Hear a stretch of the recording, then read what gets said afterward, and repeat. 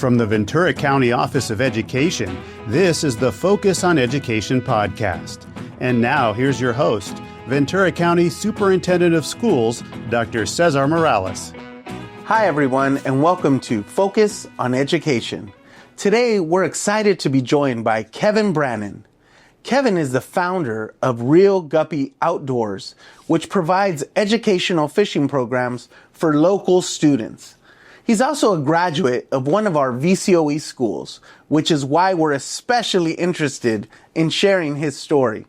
Kevin, thanks for being here. My pleasure, man. I'm smiling all day. Yeah. I seen you doing interviewing somebody else, so I went into your guys' Instagram and was like, how do I get on there, man?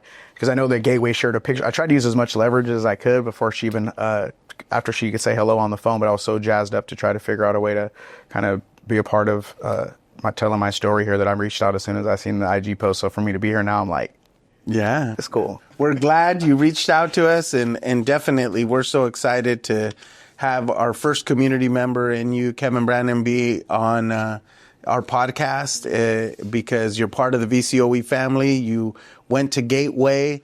And you're a success story in our community, and you're making such a big impact. Thank you. Let me kick it off with you graduated from Gateway Community School, which serves students who have gotten into trouble of some kind. Can you tell us about the circumstances that led you to Gateway? Well, actually, my brother graduated first, and he was a hardcore Crip gang member, and he'd been kicked out everywhere else, been in the hall and Colston's and stuff, and he had a teacher named Natalie. So we were already familiar with Gateway. He graduated as a high school dad, too. And my mom really liked Natalie, the teacher, and Gateway, and my brother was thriving there, So when I got there, I was really falling back on credits. I was ditching school to go fishing, which is interesting. Today I was teaching or did a little bit at E.O. Green, where I went to school there too, and kind of talking about my story when going through there, because I had my own academic struggles, man. I failed the second grade, I failed or third grade in the second, the fifth and seventh grade proficiency test. So as a scholar, I'm not really, I didn't fit in that. I'm more artistic, And at that time, that's where we come from, trying to be a class clown. I would just get in trouble in class and stuff like that. So I go to school. So I ditched school to go fishing, and I got a job on a boat. So I was able to have independent study and work on the boat. And then I was falling behind in credits at Hueneme High School, and Gateway gave me an opportunity to catch up on my credits at my pace. That's why I say I graduated 97.5, because I kind of finished class of 97, but in December, because I didn't make up so many credits, because I just, couldn't sit still in school or leave or class clown. But I know now looking back, my own learning curve, of why I would avoid school, just wasn't, you don't want to go there to, feeling dumb or getting in trouble and stuff like that. So that's kind of why my teaching style is now, about development and stuff, because I think when I was growing up, I was just more disruptive. But I have our history, man. My single mom, dad died when I was 6 of heroin when he got out of jail. My brother's dad's a penitentiary dad. We lived in motels and shelters, so our structure. But we've been in Hueneme for over 100 years, and it goes back to my great grandma. So I know a lot of the stuff that we inherit from addictions and behavior patterns. I put all that in perspective of how I teach and motivate and develop nowadays. But that's how my story got there. It was just living in the South. We lived on Alaric, which is Cuesta del Mar now. So our environment of Crips and homies and stuff like that was just kind of just being hood, and it's just kind of that it's around there, something that you deal with every day. And the majority of the dudes and boys and men between 14 and 17 usually just leave school anyway. I know that from being in other things. So it was just one of other people's stories of I go to school and we're just class clowns and getting into trouble. But fishing, I was able to get into Gateway because as part of the agreement is I had a job, working on the boats, doing what I love, because my mom knew out there, at least I was safe. I'm not ripping and running the streets. I'm safe on a boat. I'm loving what I'm doing. So she preferred me doing that, doing what I love and not getting in trouble and getting my school done. So how did Gateway, the teachers and support staff, help shape who you are today? And you can also go back to maybe some other teachers within the continuum of your school history as well. Well, I think watching my brother graduate, right, because he's kind of the only male influence that I had. So I knew that Gateway, I wanted to graduate there too, It was it's a alma mater for my brother, thinking okay, well, this is maybe some familiarity at Gateway, which was cool. And I got the same teacher my that my brother had. My mom requested Natalie as well. And just, the smaller class structure probably helped. The packets, for me to do my work, right? Because today, again, when I was at the EO Green, you get intimidated. I don't really remember much of what I read in the top chapter. So visual aids, even the workbooks that I develop now kind of have more of a similar feel that you could still learn from it without being super academic. So it was just a way to kind of simplify what I needed in the way I needed it. Plus with the teacher that was, seemed like caring and compassionate, And I remember when he graduated and there was like a Halloween costume. And you remember Antoine the Bum? You ever watch In Living Color? And he comes out, Damon Wayans, and my brother came as Antoine the Bum. And the teacher just knew his style and what it was. It felt like they were just more into it. And I remember too, who was it? Phil was our principal, and I remember his presentation. Here at Gateway Community School, we're here to do that. I remember like our orientation, and it just felt like it was accepted, you know what I mean? Because, Gateway was always looked at as that's where all the troublemakers go, single moms and stuff. So when you're a student there and a kid, they don't make you feel that way. It felt like the community there of support was good. And then you had classes too, like, we're young, drinking and smoking and doing stuff like that. And they had classes that were geared towards awareness of that. It wasn't like DARE in elementary school. It was like some real, like kids already smoking crack at 15 or 16, selling their shoes. I remember a kid named Armando. It was just like a different atmosphere, right? Like there's a real adolescence, especially in the ghetto, that maybe public school doesn't address, right? It's just your regular curricular classes, whatever, academics, and you go home. Where Gateway was like, these are some real things that are happening, man, whether you're 12 or 18, and they gave us a chance to address it. I remember too playing volleyball. I was like, I lettered in Gateway at playing volleyball with Penny. I mean, we were playing volleyball in the thing, but just the way they structured it for everybody is a little different. 1 day a week, 3 days a week, 5 days a week, smaller classrooms, working with you. Sorry, that was a long answer. No, but as you're dealing with life in the heaviness of it for you at the time, and the circumstances of your friends, that it's similar. While you were at Gateway, how did staff there help you discover any talents or passions that you had, or help you bring them out? What's cool is I got credit for physical PE for outdoor activity. I live in Hueneme. I'm a Hueneme boy, right? So surfing, snorkeling, fishing, I was able to utilize that as my PE skill, So that was kind of one of the cool things. And that was something that Natalie was like, yeah, let's get you credit for that, it's extra activity. And so she was like kind of pushing me along on me being we call it salty when you're in love of the ocean, you're like, that's a salty person right there. Not like in a hateful, like you're just being salty, but whenever you're like a water baby, so she kind of poured into that. And even like your status. So we had a cool guy there too. She looked like Montel Jordan. What was his name? Al, this black dude that would walk us to the back and forth from there. Just like, I think when you're dealing, and this is something I know I'm working more, going into juvenile hall, is I think the way that you talk to not talk at them, just that vibe, like you care, is always going to be impactful. You know what I mean? It's not like, as soon as you make noise, you're out of here type of a thing. It's like they kind of take and decide and treat you and talk to you, not like maybe a regular teacher, right? They understand whatever your hardship is. So it was more communication versus like a harshness, like it just educators, you know what I mean? You go to class and it's science and they're teaching the same lesson every day. Or class after class, we're over here individualizing students and their personalities. I think they took that into consideration from staff and everybody that was around. Did any of your time coming up through the school system or just your life influence your development of Reel Guppy Outdoors? And can you tell us a little bit the story of the genesis of Reel Guppy Outdoors? Yeah, so what is it for the public? I went to Oxnard College to do a TV show. My favorite is Reading Rainbow. I'm a Reading Rainbow fanatic. Yeah. I'm a PBS junkie, right? I like watching Crass Creatures. I like watching Blue Planet, all that kind of stuff. So I went back to Oxnard College to be a filmmaker, to do my own TV show, answering questions that I learned working on boats when I went to Gateway.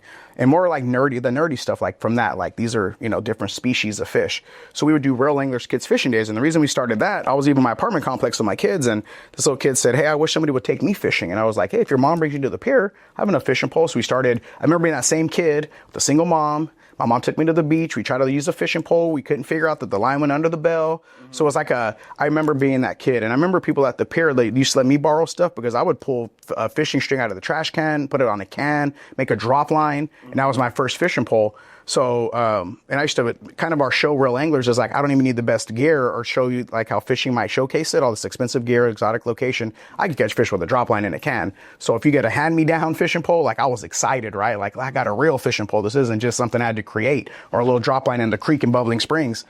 So I remember that kid, me being that same kid that he was. So that's how we started. A couple people coming out, and my kids, I'd have them help volunteer just so they could start being servants. I was going to church, and they had West Coast Christian Anglers, and they were doing a couple kid days up at Lake Casitas, but I didn't think that was real fishing. I'm better on the pier. So I took the resources that I had, and we just start taking them out. And then we had our little volunteers, my kids and some family members. So then we would give them a camera, and they would film for the TV show. And it was called the Guppy camera, and they would be able to get the vision, the kids' perspective of the day, right? And you could see that peer to peer when these kids that are 6 or 7 are cutting bait, the kids that were showing up to fish with us, they would watch the other kids do it with the confidence, and they would. So I'm like doing this research and development without knowing it, right? And then we took that footage and put it in there. So, but I was funding most of these kid fishing days out of my pocket as an exterminator, because I was an exterminator at the time. And I was at the Latino Business Expo, and I said, hey, do you think some of these businesses would help me with my nonprofit? Because I was trying to sell them ad space on my TV show for local TV. And Adam Casillas said, why don't you start a nonprofit? So we started Reel Guppy's 501c3 so we can get a few donations from like the Lions Club and stuff like that. But the idea was just seeing that same kid, needing somebody to take him out fishing. I had my fishing, my fishing gear. I was able to make little videos about it, but then it gave me a chance to do the nerdy side. Like, look, here's this crab. And that's when I get into the PBS Crabs Creatures. Like I'd go into a host, and be like, this is what we're doing, and showcasing the fish species part of it. And, it just kept growing. The Girl Scouts called us, and then we used the term kid tested, parent approved, educator endorsed. When we're in Hueneme and where we live at, how we look, you know, you live over there, because Hueneme, you got to drive to Hueneme. You don't drive through Hueneme, right? You got to go there, right? So it was kind of more of a local thing. And then we started noticing different people showing up, if you know what I mean.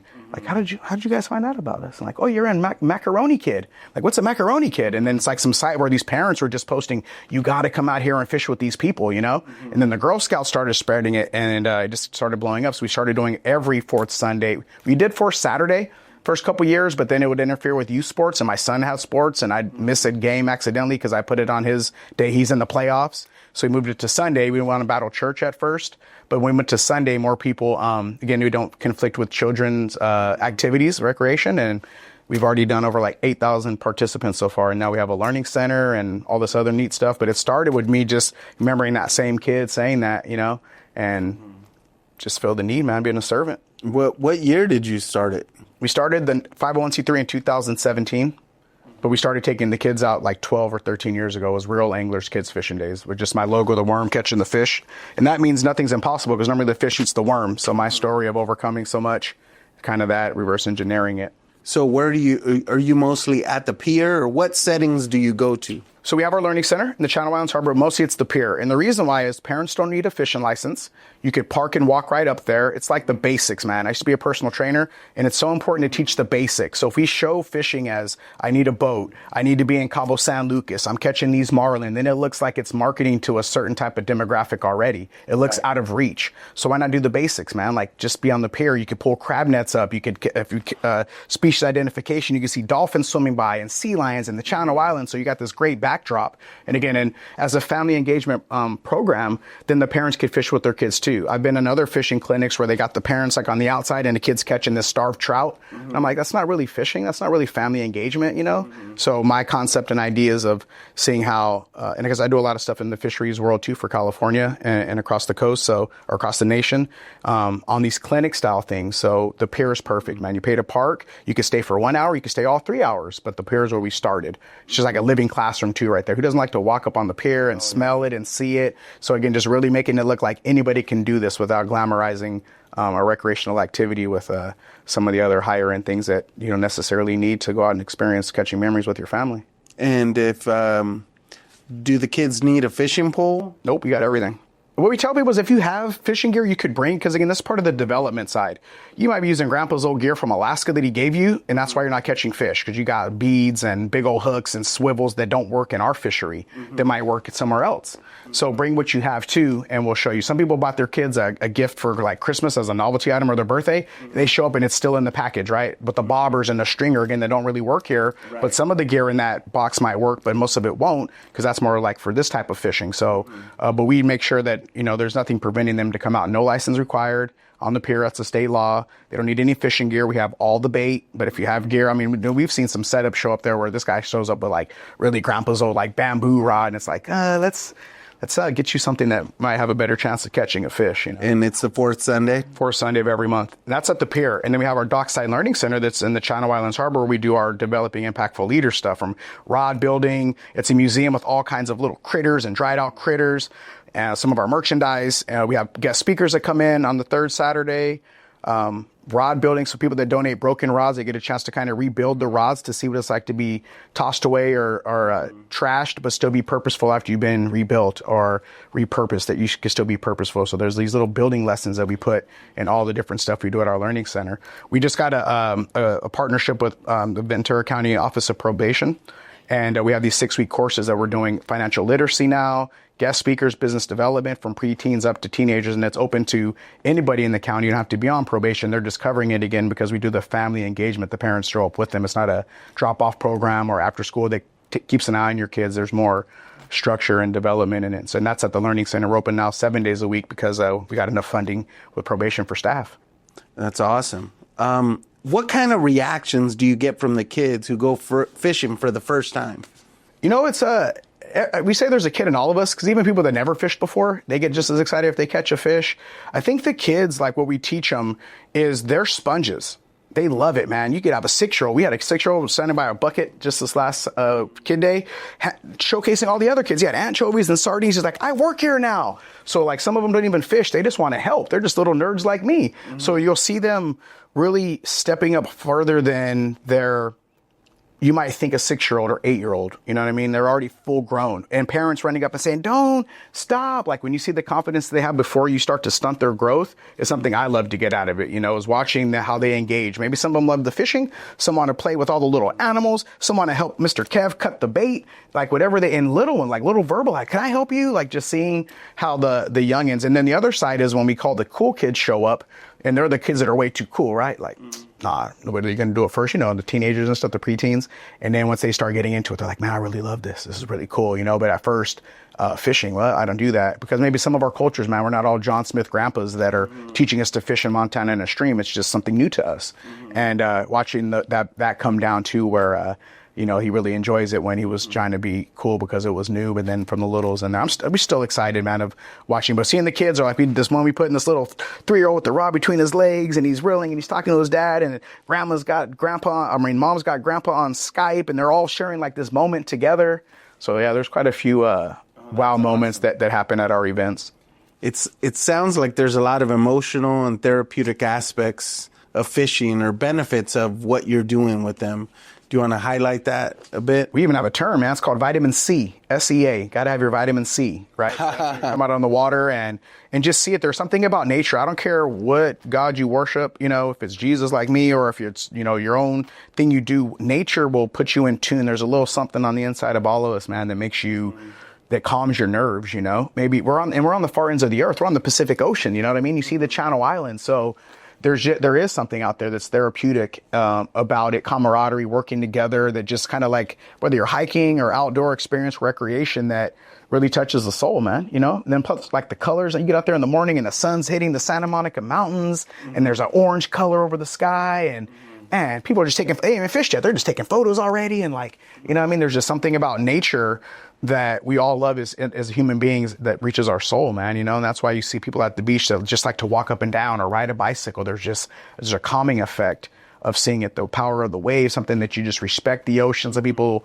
the creatures that swim by that live in there. There's just such a intriguingness again. No matter how I go to the Channel Islands, man, I've been there hundreds of times, and I still got my phone out looking at Anacapa and Santa Cruz Island like a little kid, and I'm all pelicans flying over. I'm like, look at the pterodactyls, and I'm making these stories, and just something about it, just to in watching people that. And I remember when I started the program and the TV show, I would take more area codes that were from other places than the 805. So when you see somebody from like Chicago that's never been at the beach before and they got their toes in the sand and looking how they, you know what I mean? It's just like, wow, we live here every day. So I'm a very visual person. So I do kind of observe what's going on at the same time and watch that. Cause it's not about catching a monster, man. It's not about catching this big, huge fish, which is great.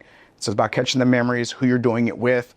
Tell me, anybody fished before? They remember where they're at, who was there. All that stuff is like ingrained into their brain. It's the way we're wired, man. We need that stuff. I love that. It's not about catching the fish. It's about catching the memories. That's it, man. That's amazing. What message do you have for the kids who may be struggling with difficulties at home or in school? Just today I was talking again at EO Green, so some of this stuff is fresh, is always ask for help, man. Don't get to a point where you don't feel like you could talk about what's going on. We all got skeletons in our closet, man. We all got family members that have been through something, Again, I do a lot looking into that as far as like our home structure and environment. That doesn't mean you can't go wherever it is that you want to go. If I was a foster kid where I lived at, right? I lived in women. Like I've used every crutch. I've used every excuse of that reasoning, as a cop out. And sometimes I think the system will help you believe that, right? It's okay because you come from less than. No, I need to be more, tell me I could do great things, like just because this little hardship right here doesn't mean I still can't live the American dream, that I can't make a better way for my family and my generation and my legacy up going further, and to ask for help and don't be you. Don't be influenced by somebody else just to fit in and be cool, man. I always talk to the cool kids, especially in junior high, because if you hold on to that, I think there'll be like 20 years of your life where you're worrying about what people think and what you're hiding. I used to hide my mom being on pills. My friend got the same age. They all got, like we're all at the beach together hanging out as little kids because we'd rather be there than at home. So we all got to deal with these things that are life's going to happen, man. But again, it's the confidence that you build, the support that you get, asking for help, believing in yourself, a little bit of confidence. Like, don't let your circumstances dictate who you can be. I'll tell you that. And this is from truth. It took somebody to say, hey, Kev, you could be a leader. I'm like, not me. I'm a kid that gets into I already put an impression on myself that I had to read. I read the book, The Body Keeps Score, and how you wire your brain, man, to unwire it later, it takes time. And when you're at this developmental state of fourth grade to high school is where you're really going to figure out how you're going to kind of live later, I think, as far as what can trigger you, what can make you get defensive. You get a defense mechanism. You got to defend yourself, you know what I mean? Like, because you've already learned to put this callus up of toughness and maybe numb and no feelings that are struggling, right? Well, no pressure, no diamonds. So we all going to do it, man. There's nobody that's prone to it. So what your circumstance is, there's been plenty of circumstance ahead of you and the greatness has still come out of it. That's beautiful. We're very glad to have you impacting so many of our kids' lives in our county. What have you been doing to promote habitat restoration and species protection? Oh, that's cool, man. So one thing we have a white sea bass pen in our backyard. So these are little fish that get delivered out here, and you put a little chip in their head. So we do stuff with a sea bass hatchery. We feed the fish, and then we let them go. Species identification. We have NOAA, the National Oceanic Atmospheric Administration. I think I said that right. Department of Fish and Wildlife. They come in and talk to us. You learn about how do we live in harmony with the ocean, but still be able to bring something home from it, right? So that means if I go and want to catch my 5 fish, like how do you have responsible angling practices? Right. We don't just catch them and torture them to kill them. If we're going to eat it or use it for bait, like this is how we live in harmony with it. And then also teaching things, coastal cleanup, where they get to go out and clean up the environment so they get to respect it. We got to live in harmony, man, with what's in our backyard, whether you're hiking or wherever you're at, so how do you really become one with nature, and that means you got to protect it. So I remember one time my son was, these guys are drinking 40s at the beach and they're throw glass and they broke all over the place, My son was like, why would you be doing that? He was 6 years old on a bicycle, flexing on these grown-ups. And I tell kids, you could set an example for an adult. You could be at the beach doing a cleanup and you're picking up litter or trash responsibly, and somebody will look at you and be like, wow, look at that little, like you could set an example at 8 years old, man. I tell them, you got little brothers or sisters or people are watching. So,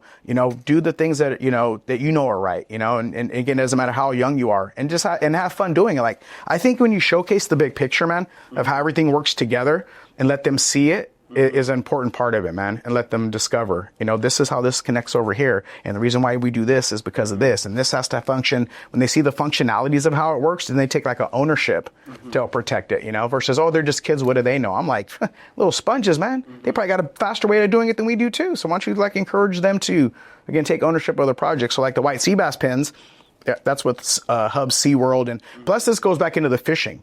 If we want to protect our coastline so that when their kids grow up to fish, then we have to work together to work with, recreational fishing and these other scientific government agencies on how we collaboratively work together, because that's going to dictate, if you're in that industry, how you do business, in the business of how we could fish in 10 years, 20 years. Channel Islands National Marine Sanctuary is in our backyard. It's huge. So you got these islands that are in your backyard where people travel all over the world to scuba dive, film. It's right here, We live in a treasure, man. So, when you kind of lay it out like that and make it look like fun, like you're not doing beach cleanup as like community service hours, like you're doing this to better the environment, then there's a different feeling that they have about it, Definitely. I'm a big advocate and promote high levels of civic engagement. And I'm just sitting here listening to you as you interact with our community, with our children, with many government agencies around protecting our ecosystem and just being able to enjoy nature and this experience where we're not only helping the environment, but also creating all this memories. I mean, it's so inspiring just to hear this. This is such a beautiful thing. And civic engagement looks and feels different. But as long as we're all working hard to strengthen our communities, it's so valuable, and it's such a beautiful thing. And it's great to hear your passion. Why is giving back to your community so important to you? Because I hear that in all of your answers. You're ready to serve. You're ready to give. Mm-hmm. I think it's just my faith, man. Like the Lord was like a servant, and the more you give, the more you get. So if you're really like servant leadership, I remember I did got my award, like Jesus was like scrubbing his disciples' feet, right? So to serve and give. And I remember being, in foster care, right? So when you hear the term, protect the widows and the orphans, it says it like over 2,000 years ago, right? And it's like, so we've had orphans and widows and single moms for over 2,000 years, even him himself, and just being able to be a servant, man, and protecting it. And I think there's just, not especially a nonprofit, right? Like, what does that pay? Like, it's a deposit to the soul. There's something about serving, something about giving that fulfills like what we have. And some people might not. And then like, even when we were doing this again from the Bible, the lady that had like the two coins that she put into the basket, right? Like he knew that it came from the heart, that's where it comes from. And I think when you're going to leave an impression on people, for them to feel it, you have to, like when you're in the foster care system, they talk about, I've been in some homes that are pretty bad, right? And when some put me on panels to talk about, as a success story, and I had plenty of trouble after, Like it wasn't just, I just become all the successful entrepreneur. There's still stuff I'm dealing with, right? But I'm mature enough to kind of like, okay, that's, that's just something that's, in your DNA that we're again rewiring the brain for. But we talked to him about, when you do something, like you say, the way you make people feel, right? Mm-hmm. So when you're serving people and encouraging them and motivating, it's hard to be mad at the same time, right? Mm-hmm. Just serving. I know when I did a couple of classes at AA, and the guy that was doing just the coffee or coming to set up, when you feel like you have a purpose and you're serving, like that will keep you committed. Mm-hmm. And the other side of that is how do you serve out of what do you, and again, some of that question about my community, again, I grew up on the South, man. I grew up in the Nard. I grew up where the hood and the ghetto, right? And if we don't really, I know we lack, and a lot of it is development, man. Like when your inspiration comes from pimps, players, and hustlers like I did, right? I'm glamorizing lowriders, and I had one, Like I'm going after all this material stuff because we think that's going to fulfill the low self-esteem that we have, or we don't really have guidance, And I know that whatever the system or conspiracy theory, the 80s babies, man, crack, cocaine epidemic, how you take fathers out of the household. Like I pay attention to all that. We don't have guidance. So if I'm going to be led and Lord ain't got me in debt or in prison, then I guess I got some work to be done. Mm-hmm. Got to stop there before I get a little start getting a little emotional.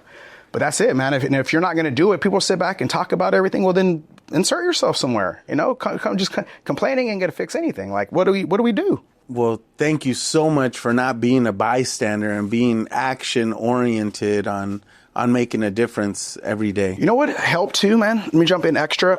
As an exterminator, I got to work all over the county, all the way to Malibu. So you get to see people's worldview. I didn't even know what that word was until I took this class at church. You go to Agora Hills, man, you go to Malibu, what they're teaching their kids, when I got off, when we all leave, like Agora, there's a lady that clean your house, your garden. We're like 5 o'clock and we're all at the stoplights leaving. She's getting on a bus, where she was from.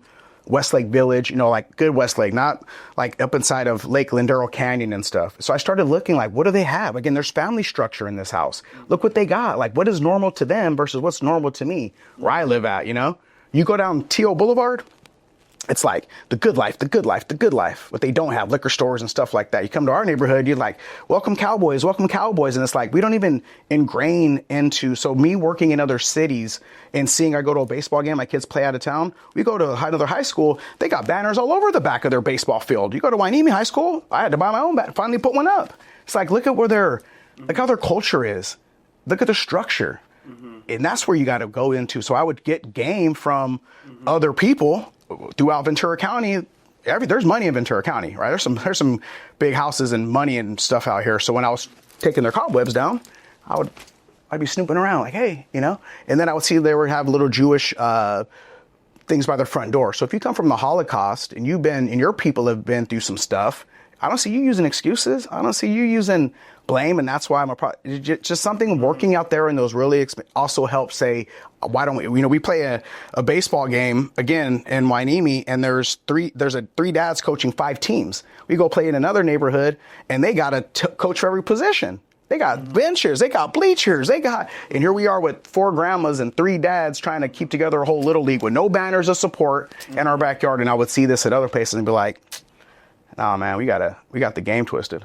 Sorry, I get a little excited on that one, but there was a combination of why I do it, what I've seen, what it looked like, what their structure looked like, and what we lacked, and then started saying, okay, But the underpinnings are we all got to help be part of the solution in our local communities and support our youth. And also to be like, again, try to find the positives. You know what I mean? I think sometimes we're quick to, again, utilize scapegoats or crutches to get out of it to lower our own standard. What standard do we shoot for, Well, shifting gears, what's one of the most unforgettable experiences out on the water? Something fun. One of those campfire story moments. You know what it is? To be honest, it's the ones you lose. The fish that you lose. Those are the ones that haunt you. Yeah, we're going to make a segment called, the one that got away, and we're going to cut to the film and you get to be like, the one that got away. I think some of the best part about being on the water, man, is when you hear the kids say wow and excitement. I think for me, when I'm doing it, is just to hear it and see it. Watching people engage and open up. Again, like I said, not to get away from like the fishing story, but, we've been on some amazing trips where, like the ambience of just like this buzz that's going on outweighs whatever fish we got in the bag, man. It's pretty neat, or taking a kid to the Channel Islands. Oh, that'd probably be a good one. Snorkeling at the Channel Islands with my Guppy Rangers. That was dope. We had a couple masks and a GoPro, and one kid was shivering, and I'm holding him, a little Ray, and I'm holding him, and he didn't have a snorkel, so he'd hold his breath. He just had a mask, and we'd go underwater, and he'd be kicking his little legs. And then my daughter had his sister next to him. That was probably one of the coolest ones. And we're filming underwater and just seeing him. It was a little cold out there and he was shivering, but he was ready to like keep going. And then another girl, I think that's probably one of the coolest ones. Or you're swimming along the island, because we go out there in the island trips and you can see the cliffs and you can see the crows. They're actually ravens, and you can see them nesting. Like looking over the cliff's one thing, but when you're in the water swimming along the face of the island, and you could see, I swear you could hear the sounds of like the old Chumash people out there still, the spiritual side of it. But there's just like, that was cool. And then that kid is just like you and this ranger are just swimming in it. Yeah, and I think some of it is for myself is watching Reading Rainbow that I talked about too, and seeing what they did. And I'm kind of like, I'm living like what I love to do. For me personally is like, this is what LeVar Burton was doing on that episode in the Everglades. So for me to see me go through school and do this in this program and doing it, and then watching how exciting they get is probably one of the most fulfilling moments that like a campfire story. There's so many great memories, but like as far as watching it from that, I think the snorkeling at the island was probably one of the coolest things we've done. That's amazing. and a reminder to us how close paradise is to us all around us here in Ventura County. Yeah. I think I'll tell you the Chuma, when they were here, they thrived. You have islands, you got a place to grow fruit and vegetables throughout, the soil. Like, man, we live in a very beautiful place, man. You also host the Real Anglers Fishing Show. What is this show about, and why did you start it? I started it because, again, I wanted to showcase California. We don't get a lot of representation in the fishing, especially in TV shows. You go back East Florida and all in the South, they got plenty of shows. But I didn't want to sell product. I wanted to show you the adventure and the species and all that nerdy stuff. Mm-hmm. And I thought some shows on TV were trying to sell you a boat, trying to sell you lures, trying to sell you all that, where it's like, again, the pier and catching crabs and how to cook them too. I love cooking. So how do you process the whole fish and answer it? And real angler means just regular fishermen. There's hosts that have to catch all the fish. Mm-hmm. Me, I get skunked on camera. My camera guy catches all the fish. We don't catch a fish. Mm-hmm. Like, I'm a storyteller, so let's highlight, but also California, man. We're just going to get into the Sierras, go fish in the Bay Area, San Diego, pier. And again, a lot of it not like recreation. We have to be on a boat. There's some shows that are out here in California where it's all sport fishing boats. Where, again, you got about 7 or 8 different types of recreational fishing. Spear fishermen, snorkeling, surf fishing, kayak fishermen, deep sea fishermen, fly fishermen, freshwater fishermen. There's all these different types of fishing. So why don't we highlight and tell stories? Kind of like a Hugh Hauser, kind of a California gold thing of what we can see, and then paint that picture, the dirt and the smell of the sage, like bringing that cinema, and then also the music. My brother's a reggae artist that graduated from Gateway, so combining the music as well. So you have this great scores and music to go with it, because I'm an art guy, but the purpose was to show regular people catching fish how easy it was, not pros with millions of dollars, well, not millions, but tons of gear, so it looks like it's kind of out of reach for us, and then I love the nerdy side, like this species and they live in this habitat, again, like my Steve Irwin, Crocky, look at this little animal, I get all like nerdy. I wanted that aspect, so it wasn't just catch a fish, put it in the boat, catch a fish, put it in the boat. It was more nature, California, and how to. Where can the community watch this show? If you go to communitykevin.com, I put everything there.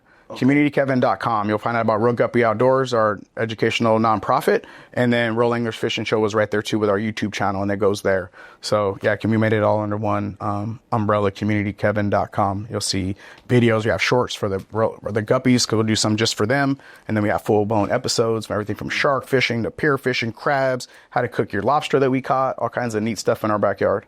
Ooh, all right. So we're even going to get some cooking recipes and how-tos. But the reason why, too, again, as an instructor, I think seafood is something people buy when they go out to eat. You don't purchase it at the store to cook. You know what I mean? You'll buy chicken and poultry and pork and stuff like that. But to buy maybe some shrimp or salmon is probably one the go-to. But how to make a ceviche, how to, fry fish, certain things, I think you buy. I don't know about you. Like, how often do you buy, seafood to cook at home? Very often or no? Yeah, every week. Oh, you do? I like it. It's in the What's rotation. Your favorite? Well, I like shrimp cocktails, ceviche. Yeah. I like cooking salmon. Yeah. Oh, good. That's good then. Trying to stay healthy. Isn't it good? Yeah. It just tastes like something about it. You know what's in fish and seafood too, right? You don't, there's no guesswork. But it may be some new recipes, right? We have this tag called do your taste buds a favor and play with your food. So yeah, like season it up this way, get creative. Again, I guess it goes back to the art thing, but to kind of, again, just try to be like, man, you can, like Forrest Gump, you can fry it, saute it, sizzle it, grizzle it, so I kind of like really want to make it fun. So the cooking segments on the show is a part we did too, just to show people like the whole process, catch it. Or if you do buy them, here's some recipes, because in that way it doesn't really, plus it doesn't keep our fishing show as it's an 18 to 65-year-old white man. No, this is like a show that the whole family could watch together. You might want the kicking aspect or stuff like that. So that was kind of built into the show as well. Cool. Just to wrap up, kind of a fun question here. If you could be any kind of fish anywhere in the world, which one would it be and where? I think the Dorado. I got it tattooed right here. The Dorado or the Hammerhead. Yeah, maybe the Hammerhead. The Dorado, I can make them swim.